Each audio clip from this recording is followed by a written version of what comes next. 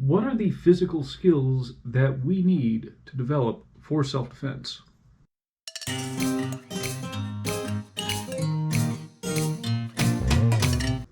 Hi guys, my name is Joe and welcome to my channel, Fighting Words, the Martial Arts Library. On this channel, I review martial arts books and I talk about other martial arts related subjects. So the subject for this week is going to be a little bit unusual. Now today we are going to be going over the physical skills that are needed for self-defense. And this comes from accumulating the writings of very learned folks when it comes to realistic self-defense, including the likes of Lee Morrison and Jeff Thompson. This comes from observing both in person and the vast amount of material available online, what actually happens during violent encounters.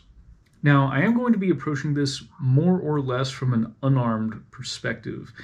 Some of these skills will be able to cross over into armed weapons defense, but I'm also not really going over any sort of armed offense at this point. Starting with the foundational skills, this is before we get into all the cool techniques, right?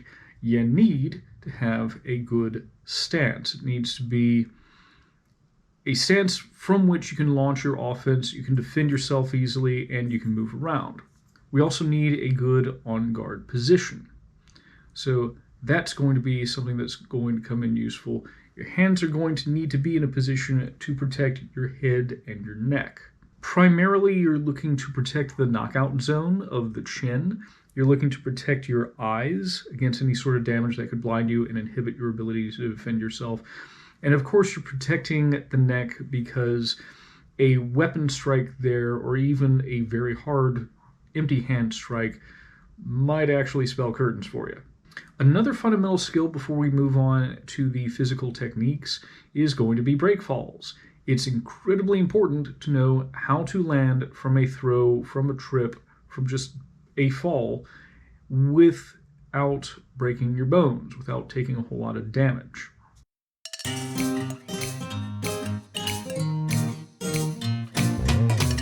The first fundamental skill is upper body strikes. I enjoy kicking. I think kicking definitely has its place in self-defense, but before we get to the level where we can kick, we should focus on the upper body strikes. Now, some of the easiest strikes to use include the palm strike, the hammer fist, and the elbow strike.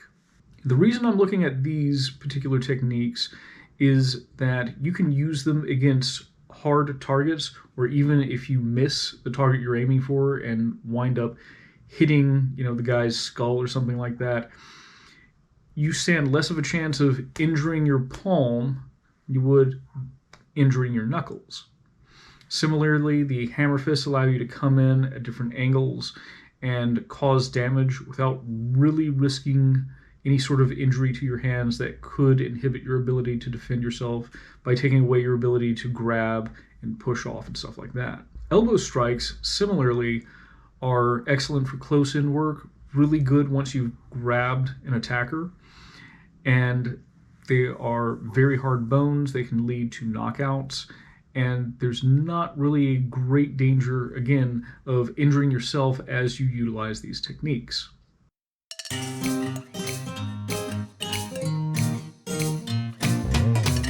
The second set of skills need to be focused on the clinch. So why is the clinch important? Because if your initial strikes do not end a confrontation, there's a really good chance you're going to end up in a clinch position. You might also be ambushed and find yourself in some sort of clinch, whether that's a bear hug or a rear chokehold or something like that. And when it comes to clinch skills, I think that one should start by getting comfortable with the various clinch positions, the reference points, the so-called Muay Thai clinch or Thai plum, for instance, or a body lock. And immediately after that, you need to learn how to transition between all of those different clinch positions, because fights are chaotic. And if you've attained one position and you get ready to start your offense or make your escape, and the attacker does something, or another variable enters the picture and you go, I can't keep holding on to this guy's head, he's about to, for instance, pull a knife out. All right, I need to swim under and maybe get an underhook in order to prevent him from accessing his weapon. That's the importance of clinch transitions. Another component, and I actually mentioned it a little bit in the last section, is attached striking. So that's basically finding a good grip on the attacker and then using that grip to stabilize your target and follow through with whatever strikes are appropriate. Now, obviously, not everything will work for clinch striking. You may not have the room or the angle to throw certain techniques, but of the hand techniques that or upper body striking tools that I've already described, you should be able to find a utility for some of them in every clinch position. The possible exception might be, again, that plum or Muay Thai clinch, but even people who aren't trained will throw knees once they grab somebody behind the head. Finally, as I've mentioned before, in addition to offense, these transitions, the clinch skill of learning how to break out of holds is important. This includes escaping things like chokes. So your defense is sort of going to be built into the offense that you've already learned. You're going to learn how to move with a human body, what the various control points on that body are.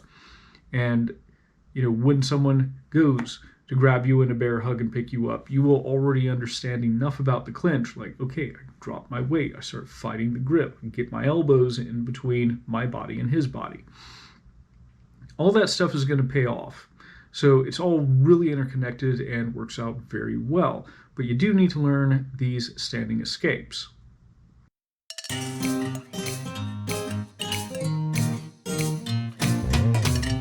Speaking of escapes, the third major category that I think people should study are ground escapes. The ground is your worst case scenario in an uncontrolled environment. So to that end, you need to get good at escaping it. I would emphasize escaping from underneath mount or side control, because most people in, again, a worst case scenario will find themselves in that position, facing someone covering up from various punches. The good news is a lot of those escapes sort of play into one another. A lot of them actually wind up moving into the guard position. I'll get to the value of the guard in a second. You also have escapes from the back. Again, sort of a worst case scenario.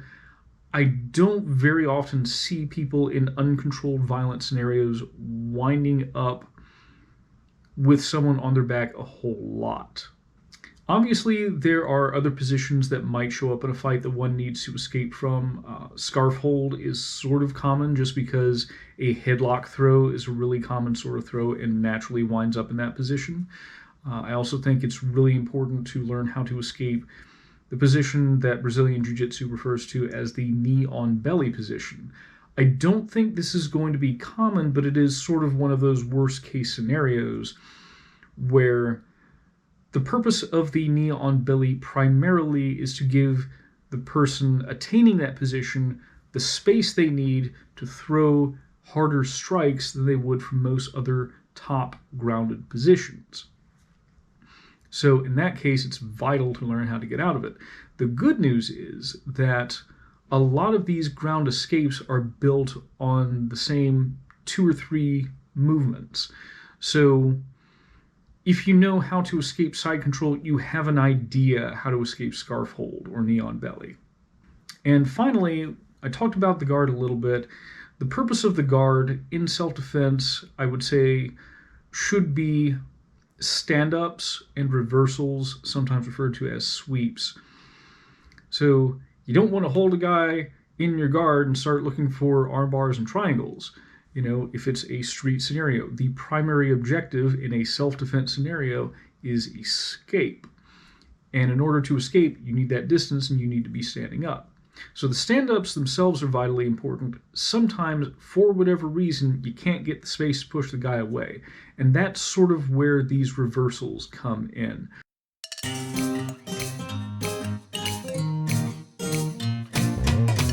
So anyway, I know I haven't gone into a whole lot of details. I'm just giving the brief overview of the skills that I think one needs and some justification for those, and a couple cases, a few examples.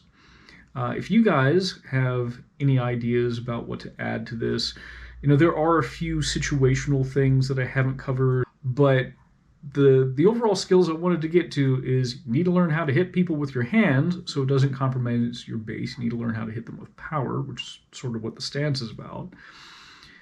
You need to learn how to navigate the clinch, because again, if the fight isn't immediately ended after a strike or two, you're probably going to wind up there. And you might wind up there if somebody ambushes you by, putting you in a chokehold or, hitting a full Nelson or something like that. You need to learn how to move and to move around another human being's body when you're standing up and engaging.